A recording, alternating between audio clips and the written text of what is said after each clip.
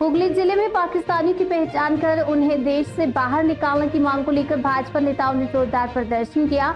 चुनचुड़ा घड़ी मोड़ पर हुए इस धरने का नेतृत्व भाजपा के तीनों सांगठनिक जिला अध्यक्ष गौतम चटर्जी, सुमन घोष और सुशांत बेरा ने किया। प्रदर्शन में भाजपा राज्यसभा सांसद समीक भट्टाचार्य, राज्य सचिव दीपांशन गुहा, विधायक विमान घोष, मधुसूदन बाग सहित कई नेता और कार्यकर्ता शामिल हुए। इस दौरान एक प्रतिनिधिमंडल ने जिलाधिकारी कार्यालय पहुंचकर ज्ञापन सौंपा। प्रदर्शन के दौरान समीक भट्टाचार्य ने पश्चिम बंगाल की सरकार टीएमसी नेताओं पर गंभीर आरोप लगाए और कहा कि अगर समय रहते मुख्यमंत्री ने पार्टी नेताओं को चेतावनी दी होती तो मुर्शिदाबाद जैसी घटनाएं नहीं होती। उन्होंने ये भी कहा कि आतंकवादियों के साथ साथ उन्हें समर्थन देने वालों के खिलाफ भी अब सख्त कदम उठाए जाने चाहिए।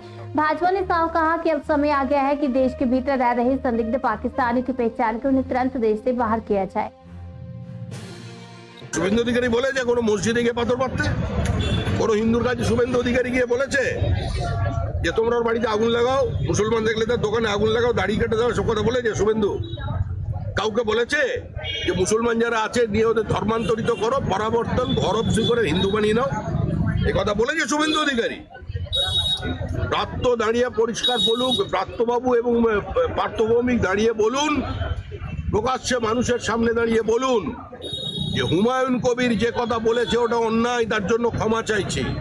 বলুন যে ফিরাদ হাকিম যে দাওয়াতে ইসলামের কথা বলেছে তার জন্য ক্ষমা চাইছি। এটা বলুন মানুষের সামনে দাঁড়িয়ে যে এখন জন্ম নিয়ন্ত্রণ চাই। জন্ম নিয়ন্ত্রণ সরকারের ফ্ল্যাগশিপ প্রজেক্ট। জন্ম নিয়ন্ত্রণ করতে গিয়ে, প্রচার করতে গিয়ে আমাদের খুন হয়েছিলেন অনিতা দেওয়ান, ধর্ষিতা এবং খুন হয়েছিলেন 51 বছর বয়সের একজন ডাক্তার বাম জমানায়। অনেক আন্দোলন করেছিলেন কংগ্রেস, তখনও বসে অন্য দলে ছিলেন। সে আমি আর পুরনো ইতিহাস খুলতে চাইনি। কি হয়েছিল বলুন? সিদ্দিকুল্লাহ চৌধুরী বিধানসভার মধ্যে দাঁড়িয়ে হামদো হামারা ছে বলে দিল। বলুন মানি না এটা?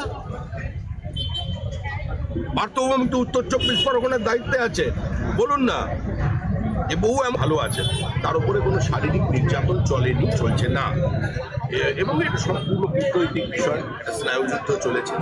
পরিস্থিতি সকলের জানা অত্যন্ত স্পর্শকাতর।